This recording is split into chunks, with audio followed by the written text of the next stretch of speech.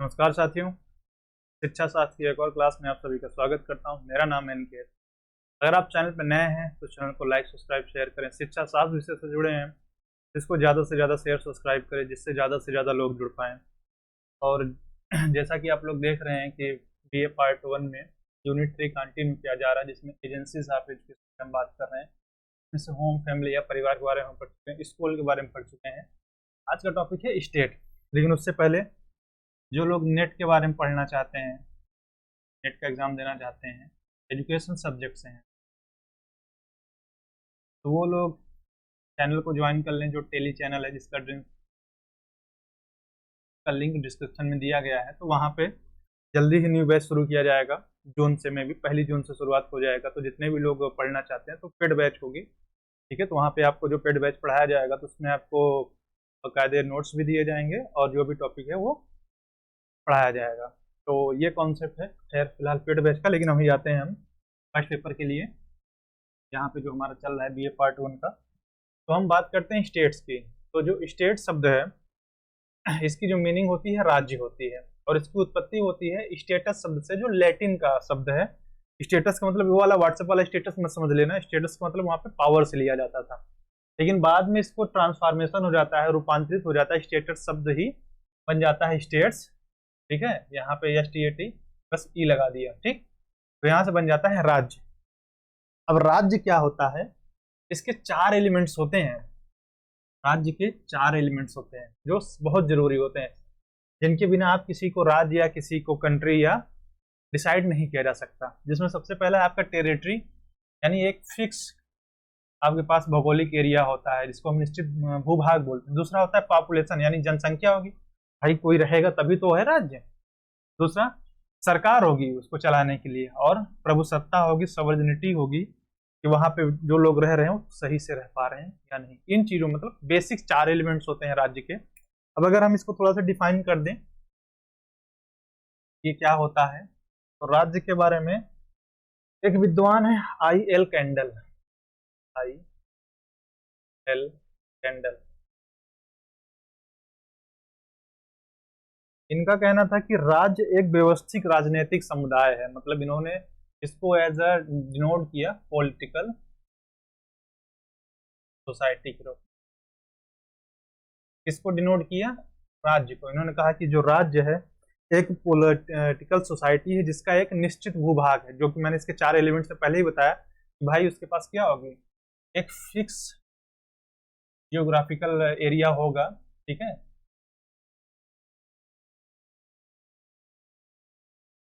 Fix territory होगी, और वहां के नागरिकों के द्वारा क्या होती है, वो स्वीकृत होती है, कि जो वहां की पॉपुलेशन होगी। जो ध्यान देना, इनकी डिफिनेशन में दोनों आती जा रही चीजें भाई, एक भूभाग हो गया, पॉपुलेशन हो गया, जो वहां की जनता के द्वारा क्या हो जाएगा, उस चीज को एक्सेप्ट करते हैं। किस चीज को? उस निश्चित भूभाग को, वहां की गवर्नमेंट को, उसको क्या करते हैं, नागरिकों के द्वारा क्या कर लिया जाता है, एक्सेप्ट किया जाता है। यानी सीधे सीधे कहा जाए इनकी डिफिनेशन को, तो कि राज्य एक निश्चित भूभाग में को कहा जाता है जहां के नागरिकों के द्वारा उस क्षेत्र को एक्सेप्ट कर लिया जाता है। तो ये डिफिनेशन थी I.L. कैंडल के। अब हम आ जाते हैं सीधे राज्य और शिक्षा का क्या संबंध है, और फिर उसके कार्य क्या होते हैं। तो रिलेशनशिप बिटवीन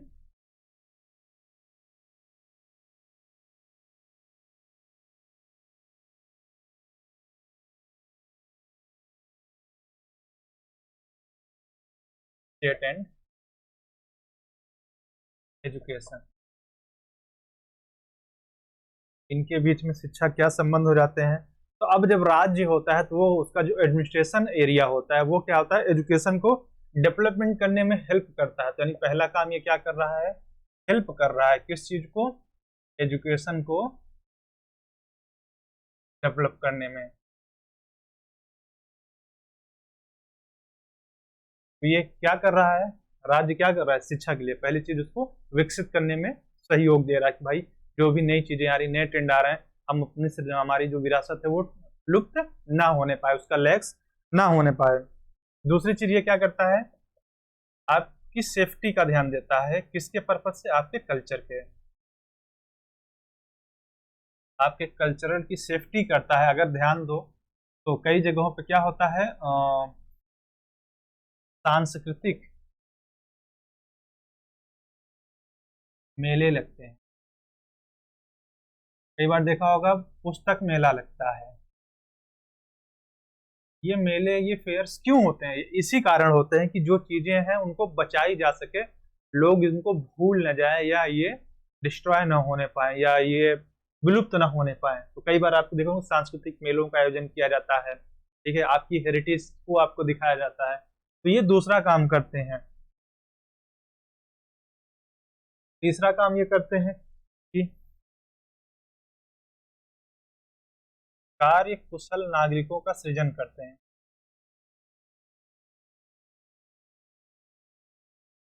अब इसका मतलब है कि कार्य कुशल का मतलब है था कि ये इस जो सिटीजनशिप तैयार करते हैं, जो सिटीजन तैयार करते हैं, नागरिक तैयार करते हैं, वो एक स्किल्ड तैयार करते हैं कि जिससे वो आगे आने वाले लोगों को भी इस ट्रेनिंग दे सके। जैसे देखो कई बार क्या होता है ना कि वर्कशॉप चलाए जाते हैं। ये वर्कशॉप इसीलिए चलाए जाते हैं कि जो नई चीजें आ रही है और जो हमारी अभी की जनरेशन है, मान चलो कि आप किसी पोस्ट पे काम कर रहे हैं, ठीक है, अब आपको कंप्यूटर का नॉलेज नहीं है, तो आपके काम में क्या है, तेजी नहीं आ पा रही है, आप स्लोली वर्क कर रहे हैं, आप एक एक चीज अभी भी कॉपी पेन का यूज करते हैं। तो आपको वर्कशॉप दिया गया, ट्रेनिंग दी गई, क्यों, किसके द्वारा? कोई ना कोई स्किल रहा होगा, उसने आया, आप लोगों को ट्रेनिंग दी, आप क्या हुए, आप कंप्यूटर पे काम करने लगे। तो इसका फायदा होता है कि कार्य कुशल, यानी जब आप किसी स्किल्ड सिटीजन का सृजन करते हैं, यानी क्रिएटिंग करते हैं कैसे नागरिकों का, जो अपने कार्यों में दक्ष होते हैं या अपने कार्यों में उन्हें मैस्ट्री होती है। ये हो गया। चौथा काम इनका होता है कि ये जन कल्याण की बात करते हैं, मतलब कि एवरी पीपुल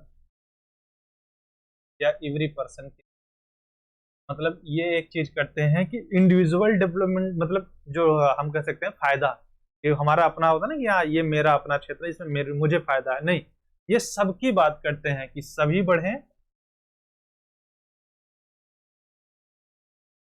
बढ़े यार, और सभी पढ़ें। ये कोटेशन आपने सुना होगा, तो ये इसी चीज को मेंशन कर रही है कि एवरी वन कैन ग्रो, मतलब हर कोई क्या हो, अपने आप को विकसित कर पाए। तो ये कैसे संभव होगा? जब जन कल्याण की हम बात करेंगे, अन्यथा ये चीज संभव नहीं होगा। अब समाज की जो नीड होगी, जो आवश्यकता होगी तात्कालिक, उसकी भी पूर्ति करते हैं कि करंट में जो चीजें चल रही हैं, जैसे मैंने भी कंप्यूटर का एग्जांपल दिया था वर्कशॉप के थ्रू, कि अब विद्यालय में अगर कंप्यूटर की जरूरत है, समाज में नई तकनीकी की जरूरत है, रोड बनवाने की जरूरत है, ये तो एक एग्जांपल हो गया। तो वो भी काम कौन करता है? स्टेट गवर्नमेंट करेगी या हमारी स्टेट करती है। आपके समाज में उस समय की जो समस्याएं आ रही, उनको भी प्रॉब्लम को सॉल्व करने का काम हमारा कौन करता है? ये करता है स्टेट। इसके अलावा ये आपके आध्यात्मिक, चारित्रिक उन्नति का भी काम करेंगे, यानी आपके आध्यात्मिक स्पिरिचुअल हो गया, आपके इथिकल हो गया, आपके मोरलिटी डेवलपमेंट की भी बात करेंगे, इसको भी ऊंचा उठाने के काम करते हैं। अगर ध्यान दो तो हमारे यहाँ देश में बहुत सी लाइब्रेरी फ्री वालेसेस हैं, ठीक है, तो वहां आप जाके आप पढ़ सकते हो। बहुत से योगा कैंप चलाए जाते हैं कि आपकी फिजिकल डेवलपमेंट हो सके। जबकि ये क्यों कराए जा रहे हैं? कौन करा रहा है? ये स्टेट तो करा रही है कि जिससे आप क्या हो, कि आपके डेवलपमेंट होने में कोई बाधा ना हो पाए। अब आ जाते हैं इनके फंक्शंस पे। ये तो मान लो इनका रिलेशन था, भाई शिक्षा के साथ जुड़ के ये क्या करेंगे। अब हम फंक्शन की बात कर लेते हैं कि कार्य क्या है। जैसे मैंने सबके कार्य किया था कि अगर स्टेट एज एजेंसी फंक्शन करे, मतलब कि एक अभिकरण के रूप में राज्य का क्या कार्य है, क्या क्या वो करेगी शिक्षा के लिए, तो इसके बहुत से ज्यादा, सबसे पहले प्लानिंग करेगी, प्लानिंग फॉर एजुकेशन। एजुकेशन किसको दिया जाए, कैसे दिया जाए, किस माध्यम से, मतलब जितनी भी आप चीज प्लान कर सकते हैं। तो बिना प्लानिंग तो काम होगा नहीं। ऐसा थोड़ी कि आपके पास पैसा ढेर सारा आ गया तो आप कुछ भी कर लोगे, नहीं, उसके लिए भी आपको प्लान करना पड़ता है कि ये काम करना है, इतने बजे यहाँ जाना है। तो उसी तरह ये सबसे पहले प्लानिंग करते हैं, या कह सकते हो कि प्रिपरेशन करते हैं चीजों को काम करने के लिए, कि हमें क्या क्या करना है। दूसरा, इंस्टीट्यूट को हम क्या करेंगे, स्टेब्लिश करेंगे, यानी संस्थाओं की स्थापना करते हैं। संस्थाओं की स्थापना हम क्यों कर रहे हैं, जिससे कि हम शिक्षा दे पड़े। यहाँ पे एजुकेशनल इंस्टीट्यूट है कि शैक्षिक संस्थाओं की हम स्थापना करते हैं, और भी जैसे कि पुस्तकालयों की स्थापना करते हैं, स्टेडियम बनाए जाते हैं कि जहां आप फ्रीली जाके ट्रेनिंग करते हैं या बहुत कम चार्ज लगता है। अगर आप प्राइवेट किसी जगह पे ट्रेनिंग करने जाते हैं तो वहाँ की कॉस्ट काफी ज्यादा होती है, बट आप किसी गवर्नमेंट इंस्टीट्यूट में जाते हैं तो वहाँ की कॉस्ट बहुत कम होती है। तो ये कौन कर रहा है, ये सारे काम एज ए स्टेट कर रहा है। तीसरा काम इसका हो जाता है ये आपके फाइनेंस पे ये ध्यान, मतलब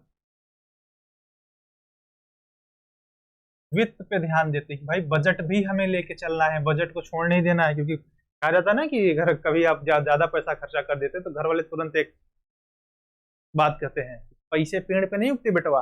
तो वही चीज है कि भाई आपके फाइनेंस की भी, जैसे अगर हम प्लानिंग किए हैं, सबसे पहले हम प्लानिंग में ही, इसीलिए वो हर चीज हम सोच लेते हैं। जैसे मान के लो कि मुझे कोई स्कूल ओपन करना है तो मैं सबसे पहले प्लानिंग करूंगा, पूरा एक मैप तैयार कर लूंगा कि मुझे क्या क्या चाहिए, उसके लिए कितना पैसा चाहिए, कितने कमरे बनवाने हैं, क्या क्या सब्जेक्ट पढ़वाना है, कितने बच्चों की क्षमता होगी, ये हर चीज हम डिसाइड कर लेते हैं प्लानिंग में। देन हम क्या करते हैं, इंस्टीट्यूट की स्थापना करते हैं, फिर हम अपना बजट देखते हैं कि भाई हमारे पास बजट भी है या नहीं। उसके बाद क्या होता है, शिक्षा पे नियंत्रण रखता है, कंट्रोल करता है एजुकेशन को। इस शिक्षा पर नियंत्रण अगर गवर्नमेंट ना रखे तो ये जो प्राइवेट वाले ना लूट ले भाई, लिटरली इतनी महंगी महंगी इनकी फीस है, अगर ये गवर्नमेंट इनमें दखल अंदाजी ना करे। मैंने तो कई ऐसे ऐसे विद्यालय देखे, सही की गलत, कि अगर बच्चा टिफिन नहीं खाता है तो भी उससे फाइन ले लिया जाता है, भगवान जाने सही गलत, पर मैंने ऐसा सुना है। इसके अलावा क्या करता है कि निःशुल्क एवं अनिवार्य शिक्षा की व्यवस्था की जाएगी। ये काम किसका है, राज्य का, ध्यान देना है। निःशुल्क एवं अनिवार्य शिक्षा की व्यवस्था कराएगी कौन, हमारी स्टेट गवर्नमेंट। का आपके लिए फ्री एंड कंपलसरी एजुकेशन की बात करता है, एटलीस्ट कम से कम 1 से लेके 8 तक आपको बेसिक एजुकेशन पूरा देने का काम हमारी स्टेट गवर्नमेंट का है, कि आपको 1 से 8 तक की पूरी शिक्षा निःशुल्क मिल जाए, फ्री एंड कंपलसरी मिल जाती है। इसके अलावा एजुकेशनल रिसर्च को बढ़ावा देगी।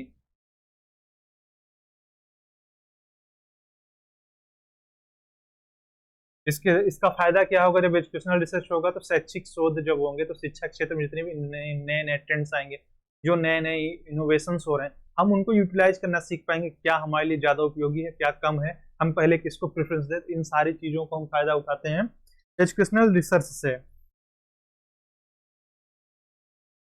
हम एडल्ट एजुकेशन देंगे। एडल्ट एजुकेशन का मतलब यहाँ पे प्रौढ़ शिक्षा है। प्रौढ़ शिक्षा मतलब ये नहीं कि बुढ़ों की शिक्षा से है, यहाँ पे इसका कॉन्सेप्ट ये है कि वो बालक या वो जिन्होंने 15 से 35 वर्ष के बीच में हो और उन्होंने अपनी शिक्षा किसी कारण से ड्रॉप आउट कर दिया, नहीं कर पाए, तो उनके लिए एडल्ट एजुकेशन प्रोग्राम चलाया जाता है। किसके लिए, 15 से 35 वर्ष के बच्चों के लिए। इसके अलावा शिक्षा को इक्वली डिस्ट्रीब्यूट किया जाएगा, शिक्षा का समान स्तर पर सबको उपलब्ध कराया जाएगा, किसी भी प्रकार की आपके साथ कोई पार्शियलिटी ना हो पाए, आपका किसी भी तरीके से शोषण ना होने पाए। ये सारे काम जो देखता है वो कौन करेगा, हमारी स्टेट गवर्नमेंट करती है, या राज्य की जिम्मेदारी होती है इस चीज की। अब हम बात कर लेते हैं सोसाइटी की, आखिरी है सोसाइटी। तो जो सोसाइटी होती है इसको समाज बोला जाता है। अब समाज को जो नॉर्मली डिफिनेशन दी जाती है कि व्यक्तियों का समूह। कुछ लोग ये भी कहते हैं कि एटलीस्ट 2 या 2 से ज्यादा व्यक्ति हों, 2 व्यक्तियों का भी अगर ग्रुप है तो उसे भी समूह मानते, लेकिन ऐसा नहीं, व्यक्तियों का समूह होना चाहिए। 2 व्यक्ति कोई समाज नहीं होते हैं, लेकिन एटलीस्ट व्यक्तियों का समूह होना चाहिए, उसी को यहाँ पे हम समाज का दर्जा देते हैं। एडम स्मिथ की अगर हम बात करें, एक सोशियोलॉजिस्ट है एडम स्मिथ, इन्होंने इसके लिए डिफिनेशन दी। तो उन्होंने कहा कि मानव समाज के पारस्परिक संबंधों में, ये जो ह्यूमन रिलेशनशिप होता है, उनके जो संबंध होते हैं उसमें क्या हो, मितव्ययिता, यानी कम खर्च करके। मितव्ययिता का मतलब होता है कि कम से कम लगाना, किसी भी क्षेत्र में मैं कम से कम इन्वेस्ट करूं, ज्यादा से ज्यादा पा जाऊं। कृत्रिम उपाय का नाम ही समाज है, इसको मैं लिख देता हूं, मानव समाज के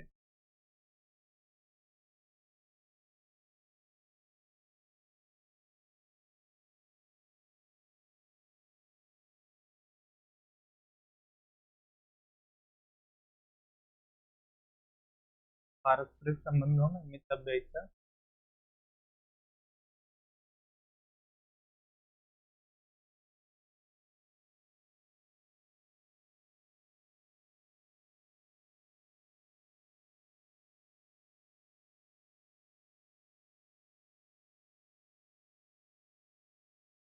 नॉर्मली देखो, इन्होंने कहा कि मानव समाज में एक चीज ध्यान देना कि पारस्परिक संबंध जो होते हैं, जो आपके रिलेशनशिप होते हैं आपके अड़ोसियों पड़ोसियों से, वैसे समझ लो वहीं से तो शुरुआत होती है सोसाइटी बनने की। ऐसे है कि चार घर रह रहे हैं लेकिन जब चारों आपस में कोई बात नहीं करें, सोसाइटी तो तब भी है। और उसमें जब तक अच्छी सोसाइटी तब तक नहीं कही जाएगी जब वहाँ के लोग एक दूसरे से इंटरेक्ट ना कर पा रहे हों, मतलब करें, और वो एक दूसरे की हेल्प करें, एक दूसरे के काम में आ जाए। तो वही चीज कह रहा है कि मितव्ययिता यानी कम खर्च करके, यानी जितना ज्यादा से ज्यादा आप कम खर्च कर रहे हैं, कि उसी कृत्रिम उपाय का नाम समाज है। इन्होंने कृत्रिम समाज कहा है। अब हम बात कर लेते हैं समाज की विशेषता की। देखो ये एडम स्मिथ की परिभाषा है, तो इसमें परेशान मत होना, लेकिन नॉर्मली समाज की जो परिभाषा होती है बस वही कहती है कि समाज क्या होता है, व्यक्तियों का एक समूह होता है जहां पे पारस्परिक संबंधों का एक जाल होता है। व्यक्तियों का समूह है, और ऐसे समझ लो ये व्यक्ति है, ये एक व्यक्ति है फलाने सिंह, ये एक व्यक्ति है, ये एक व्यक्ति है। अब ये सारे व्यक्ति क्या होंगे कि एक दूसरे से जुड़े होंगे, और ये जो जाल सा बन गया ना एकदम नेट जैसा, तो वही चीज है कि जो व्यक्ति होते हैं, व्यक्तियों का समूह है, और वो एक दूसरे से क्या होते हैं, कोरिलेट होते हैं, जुड़े होते हैं, उनका जो संबंध होता है पारस्परिक अंतर संबंध होता है। उसी चीज को इन्होंने कहा था कि व्यक्तियों का समूह का एक पारस्परिक जाल होता है। अब हम बात कर लेते हैं विशेषताएं की। तो पहली चीज, इनमें जागरूकता पाई जाती है, परस्पर जागरूक होते हैं। भले आपको कोई चीज ना पता हो, लेकिन हो सकता है कि कई बार होता है कि आपके पड़ोसी को उस चीज पता होती है, तो जब पड़ोसी को पता होती है तो नो डाउट वो आपको बता देता है, यानी इनके अंदर अवेयरनेस की क्वालिटी पाई जाती है। दूसरी चीज क्या होती है, ये अब्स्ट्रैक्ट है। समाज अब्स्ट्रैक्ट है। समाज अब्स्ट्रैक्ट क्यों है? क्योंकि इसका कोई एक निश्चित रूप नहीं है, या इसका एक फॉर्मेट नहीं है कि कौन सी सोसाइटी समाज है, कौन सी सोसाइटी समाज का हिस्सा नहीं है। सबकी सोसाइटी, सबका समाज अलग है, और कोई चीज दिखती नहीं है, वो बस दिमाग में चलती है और होती रहती है। और इसी कारण क्या होता है कि इसको कहा जाता है ना कि पारस्परिक संबंधों का जाल। क्या आपके संबंध दिखाई थोड़ी देते हैं किसी को कि रिलेशनशिप में क्या है? क्या आप बता सकते हैं क्या कि रिलेशनशिप क्या है? नहीं। वही चीज होता है कि जो समाज होता है वो अब्स्ट्रैक्ट फॉर्म में होता है, उसे देखा नहीं जा सकता है, वो समझा जा सकता है। दूसरी चीज, समाज में क्या होती है, समानता भी होती है और असमानता भी होती है। समाज चाहे हो तो उसमें कोई भी समाज होगा, जो समान पद वाले होंगे उनमें समानता होगी, छोटे से बड़े होंगे। ऐसे देख लो, छोटे से बड़े, बड़े वाले बड़ों से ही मिलेंगे, छोटे वाले छोटे से ही मिलेंगे। और छोटे वाला बड़े के पास जाएगा तो कई बार भगा देते हैं। तो ये क्या होता है कि समाज में समानता भी पाई जाती है और असमानता। एक चीज जान लो, कोई भी चीज है ऐसे समझ लो कि पॉजिटिव और निगेटिव, जो सोसाइटी है वो दोनों चीजों को लेके चलती है। उसमें पॉजिटिव भी कुछ चीजें होंगी, कुछ चीजें निगेटिव भी होंगी, और उन्हीं के बैलेंस से सोसाइटी चल रही होती है। ये एक दूसरे की हेल्प करते हैं, सहयोग करते हैं। ऐसा नहीं, भले समानता असमानता है कॉन्सेप्ट अपनी जगह पे, ऊंच नीच होता है, भेदभाव भी होता है, पर ये सहयोग भी करते हैं, हेल्प भी करते हैं एक दूसरे की। अगर कोई प्रॉब्लम आ जाती है तो सब मिलकर सॉल्व करते हैं। ये गुण हो जाए किसका पाया जाता है, सोसाइटी का। इसके अलावा क्या होता है, इस समाज परिवर्तनशील है। ऐसा नहीं कि समाज एक ही जैसा, अगर ऐसा है मान लो ये स्ट्रक्चर है तो जिंदगी भर ऐसा ही रहेगा, नहीं, हो सकता है ये और ग्रो कर जाए। ठीक है, तो समाज में क्या होता है कि परिवर्तनशील होता रहता है, और इसकी जो परिवर्तन जो चेंज होता है वो बहुत धीरे धीरे होता है, बहुत स्लो होता है, और अचानक से नहीं होता है, उसमें समय लगता है, टाइम टेकिंग प्रोसेस होता है, बट होता रहता है। तो ये सारी चीजें क्या है, समाज की विशेषताएं। इसके अलावा समाज को अंडरस्टैंड करना भी एक प्रॉब्लम है। आप किसी समाज को सोचिए कि आप उसका एक पहलू देख के अंडरस्टैंड कर जाएं, तो नहीं, समाज का अध्ययन करना भी एक मुश्किल काम होता है। अब हम समाज की बात कर लेते हैं कि एजुकेशनल वर्क क्या होता है सोसाइटी के।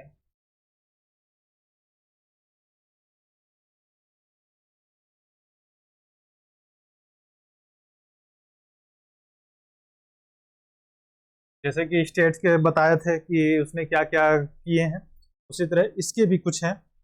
अब ये क्या करता है, ये शिक्षा संस्थानों की स्थापना कराता है, ये भी उसी तरह काम करेगा।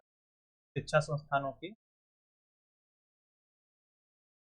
स्थापना यानी एजुकेशनल इंस्टीट्यूटों की स्टेब्लिश कर रहा है कि भाई अगर लग रहा है कि समाज में मान चलो कि नीड 10,000 बच्चे हैं और जो 2,000 बच्चे विद्यालय नहीं जा पा रहे हैं, तो क्या करेंगे, सभी लोग मिलकर एक एजुकेशनल इंस्टीट्यूट को स्टेब्लिश कर देंगे कि जिससे बचे हुए 2,000 बच्चे भी विद्या या एजुकेशन ले पाए, उससे दूर ना हो पाए। तो पहला ये है कि भाई शिक्षा संस्थानों की स्थापना कर रहा है। कौन कर रहा है? समाज कर रहा है। फिर सांस्कृतिक मूल्यों का संरक्षण करता है। ये चीज बता दिया, चाहे ये समाज का कार्य भी है, देश का भी कार्य है और राष्ट्र का भी कार्य है कि जो आपके कल्चरल वैल्यूज होती हैं उनको ये बचाने का काम करता है। उनको क्या करेगा, एक चीज इसी में ऐड कर लीजिए कि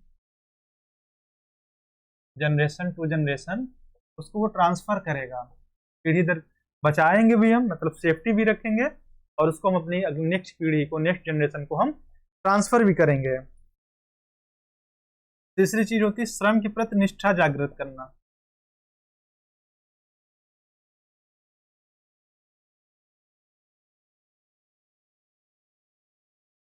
हम लोग कई बार क्या होता है कि जो लोग फिजिकल वर्क करते हैं उनको काफी सही नहीं समझते हैं, कई बार क्या होता है ना, हेय दृष्टि से देखते हैं कि अरे यार ये छोटा वो काम कर रहा है। ऐसा नहीं है, ये भी उतना ही जरूरी है जितना कोई वर्क जरूरी है। आप जैसे इसका एग्जांपल ले लो कि आप गंदगी फैलाते हो, अगर कूड़ा लेने वाला ना आए तो क्या होगा, कितने दिन आप रखेंगे, कहाँ फेंकेंगे आप? पर डे तो जाके जहाँ उसका डस्ट एरिया है कि जहाँ पे पूरा कूड़ा इकट्ठा, कार्बेज इकट्ठा किया जा रहा है, वहां तो आप जाएंगे नहीं भाई पर डे जाके फेंके। तो वो भी इंपॉर्टेंट है ना। तो इसलिए जो आपकी फिजिकल वर्क है, जो श्रम है, जो लेबर का काम है, उसके प्रति भी क्या है कि आपके अंदर लगाव होना चाहिए। ऐसा नहीं कि उसको आप हेय दृष्टि से या छोटा काम समझ के, स्मॉल वर्क समझ के उसको से डिनाई ना करें। तो ये काम भी किसका है? सोसाइटी का है। इसके अलावा आपकी ये नैतिक प्लस चारित्रिक विकास को ध्यान देता है। समाज में क्या होता है, अगर आप कुछ गलत करते हैं तो आपका पड़ोसी भी आपको मारने की क्षमता रखता है, आपको डांट देता है, दुलार से समझा देता है, कई बार थप्पड़ लगा देता है। क्यों? क्योंकि वो उसकी रिस्पॉन्सिबिलिटी है कि आपका मोरली और इथिकल डेवलपमेंट भी होने पाए, उसमें कोई बाधा ना आए। तो ये चीज समाज भी देखता है, इसके लिए वो इंस्टीट्यूट्स होते हैं, गुरुद्वारे होते हैं, हमारे यहाँ माता जी की पूजा होती है, धार्मिक कार्यों का आयोजन कराया जाता है, कथाएं होती हैं, ठीक है, कल्चरल एक्टिविटीज होती हैं कि आप पार्टिसिपेट करके अपने आप को ग्रो कराएं। तो ये सारी चीजें कौन करा रहा है? सोसाइटी करा रहा है। इनका एक काम होता है कि एटलीस्ट सभी को साक्षर बनाया जा सके। एटलीस्ट सभी को साक्षर बनाने का मतलब ये है कि एटलीस्ट सभी को बेसिक नॉलेज तो हो जाए, कम से कम वो नंबर्स तो पढ़ पाए कि अगर उनको 100 का नोट दे दे तो कोई बेवकूफ ना बना सके कि हाँ यार नहीं 100 का नहीं 10 का नोट है। जैसे हम लोग ने बचपन में कहानी पढ़ी थी कि एक बेचारा बकरी लेके जा रहा था और 3 ठग मिलके बकरी को कुत्ता बना के उसको लूट ले जाते हैं। एटलीस्ट बेसिक नॉलेज आपको दिया जाए, ये भी सोसाइटी का काम होता है। आपने देखा होगा कई लोग ऐसे होते हैं कि जो शाम के टाइम, इवनिंग टाइम अपना काम से समय निकाल के पढ़ाते हैं, लोगों को स्टडी कराते हैं। क्यों कराते हैं? कि वो भी साक्षर हो पाए, वो भी बेसिक कॉन्सेप्ट को एटलीस्ट समझ पाए कि अपनी नीड को समझ रहे हैं, कैसे करना है, उसमें फंसे तो नहीं। ये भी जिम्मेदारी उठाता है समाज। इसके अलावा एजुकेशनल एम्स को डिसाइड करने में हेल्प करता है। सोसाइटी भी एजुकेशनल एम्स को डिसाइड करती है कि भाई जो हमारी शिक्षा हो, हमारे एम्स हो, वो आपके कैरिकुलम में होनी चाहिए। ये काम भी सोसाइटी होता है। जब कैरिकुलम आपका बनाया जाता है, कैरिकुलम आप लोग नेक्स्ट यूनिट में पढ़ेंगे, तो कैरिकुलम को बनाने में जो एक्सपर्ट होते हैं ना, वो सोसाइटी से भी सजेशन लेते हैं। तो सोसाइटी बताती है कि हमारी क्या नीड है, क्या जरूरतें हैं, किसके अनुसार, तो वहां पे उसके एम्स को भी फुलफिल किया जाता है कैरिकुलम में। और ये कौन करा रहा है? सोसाइटी करा रहा है। इसके अलावा समाज में शांति एवं सुरक्षा लाने का काम भी करते हैं, कि पीसफुल हो, और सेफ्टी की भी जिम्मेदारी लेते हैं कि भाई जैसे अगर कभी क्या होता है कि चोरी होने लग जाती है, तो समाज के ही लोग क्या होता है कि 7-8 लोगों का ग्रुप बन जाता है, कि 7-8 पर्सन हो जाते हैं, और क्या होता है कि वो 2-2 घंटे हर कोई 2-2 लोग रात भर जाग रहे होते हैं, भाई 4 घंटे मैं जाग रहा हूँ, 4 घंटे मैं जाग रहा हूँ, 2 घंटे आप जाग लो। तो वो क्यों कर रहे होते हैं? सेफ्टी इसीलिए ना कि आप जितने लोग हैं बाकी लोग सेफ रह पाओ। तो ये रिस्पॉन्सिबिलिटी कौन ले रहा है? समाज ले रहा है। आपके अंदर रिस्पॉन्सिबिलिटी की फीलिंग डेवलप करते हैं कि आप उत्तरदायित्व ले सके, आप अपनी जिम्मेदारियों के प्रति को एक्सेप्ट करें, उनसे भागे नहीं। ये भी काम कौन सिखाता है? सोसाइटी सिखाती है कि आप रिस्पॉन्सिबल बने। ऐसा नहीं कि हर चीजों को आज नहीं कल पे टाल दें, कल पे टाल दें, नहीं कल कर लेंगे, कल कर नो। आप रिस्पॉन्सिबल बनिए। जब आपको जो चीज दिया जा रहा है, ये मत सोचिए कि मौज करेगा पगला, काम करेगा अगला, ऐसा नहीं। आपको ये रिस्पॉन्सिबल बनाते हैं। फीलिंग नहीं याद आ रही फिलहाल, मैं उत्तरदायित्व लिख दे रहा हूँ। आपको उत्तरदायित्व की भूमिका सिखाते हैं, आपको एक जिम्मेदार नागरिक बनाते हैं। ये काम कौन करता है? ये भी काम सोसाइटी का है। ये आपके एजुकेशन में वोकेशनल एजुकेशन का कॉन्सेप्ट लाते हैं। जैसे मैंने भी बताया कि जब करिकुलम बनाया जाता है तो क्या होता है कि एक्सपर्ट आते हैं, तो ये भी चाहते हैं कि जो आपको शिक्षा दी जा रही हो उसमें वोकेशनल एजुकेशन भी हो, कि आप एटलीस्ट कोई स्किल सीख पाए, जिससे क्या हो कि कल को आप अगर आप एजुकेशनल फील्ड में अपना करियर या किसी एजुकेशन से रिलेटेड फील्ड में करियर नहीं बना पाते हैं, तो एटलीस्ट आपके अंदर वो कोई स्किल्स हो, कोई हुनर हो कि आप अपना जीवन यापन कर पाए। तो ये सारी चीजें हैं इसकी, सोसाइटी की। तो ये टॉपिक तो खत्म हो गया। यूनिट 3 आपकी पूरी तरह खत्म हो गई। अब नेक्स्ट क्लास जो आएगी वो यूनिट 4 पे आएगी, और यूनिट 4 में आप लोगों का पढ़ना है कैरिकुलम के बारे में। 2 वर्ड लिख रहा हूं, जो लोग यहां तक पहुंचना, कैरिकुलम और सिलेबस, इनमें क्या अंतर है दोनों में? क्या दोनों एक हैं या दोनों अलग अलग हैं? ये मुझे जो यहाँ तक पहुंचा हो कमेंट में बताना। और चाहे तो जो मेरा चैनल है का लिंक दिया गया है, इसको आप ज्वाइन करें।